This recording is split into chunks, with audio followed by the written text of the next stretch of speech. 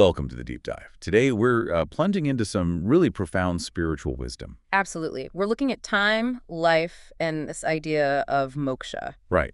And the mission, really, is to see if we can find maybe a simpler path to eternal truth for you, listening in. A big task, but worthwhile. Definitely.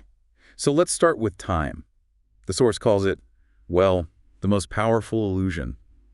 That's quite a statement. It is. It immediately challenges our everyday experience. And it asks this fascinating question. What is time without a witness? How does it argue that only now this breath is real? Well, the argument is that time is basically a mental construct. Yeah. You know, without a mind perceiving events in sequence. There's no time. Essentially, yes, our perception creates it. It's not some fixed thing out there. Oh, wow. Well, And get this, it follows from that idea that the soul, the awareness inside, it never ages. Time applies to the body, like miles on a car. But not the driver. Exactly. The driver, the consciousness, is timeless. Living in that awareness is how you escape the trap of time. That really reframes things. But, you know, we all do it. We carry around old hurts or we worry about what's next. We forget that peace is only available now. So if our essence, our soul, is timeless, Yeah. what does that mean for life? You know, why are we here? Is it more than just the daily grind? Ah, yes. Life. The Source calls it the school of the soul. The school of the soul. Okay. Yeah. Everyone you meet, a teacher, every challenge, it's like a test. Every loss. Well, it's an invitation to look deeper. So not just random events. Not at all. It's purposeful. Yeah. And it warns us not to mistake comfort for real happiness. True joy, it says, isn't just pleasure, it's presence. Presence. Being fully here. Right. And when you truly awaken to that presence, life itself becomes a kind of meditation. It even says real life doesn't start at birth. But when you wake up, internally. Precisely. An internal shift. That's quite something.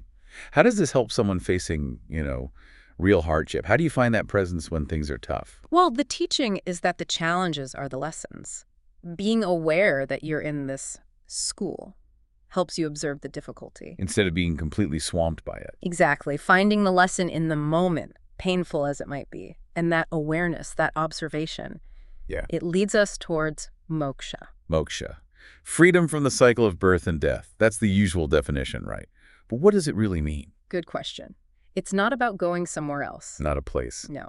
Moksha is described here as a realization, a deep knowing. Knowing what? That you are not your body, not your name, not your history, not even your pain. You are the awareness watching all of that. The witness again? The witness, yes. And when you truly know this, not just think it, but feel it in your being, you become free. Free from karma, free from suffering. So you still live in the world? Oh, absolutely. But you flow with it. It doesn't bind you anymore. It's more like a playground. A playground. Yeah. Moksha isn't something you achieve or get. It's uncovered. Like finding the blue sky that was always behind the clouds. It was always there. Always there.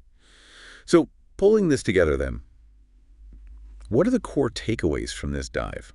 Time. Yeah. It teaches us to value the present, right? Definitely. It's all we ever truly have. And life, the school of soul, teaches to grow through everything, to find joy in just being present. And moksha reminds us who we really are, beyond all the temporary stuff, all the illusions. A powerful reminder. So for you listening, stay awake, stay aware, stay free.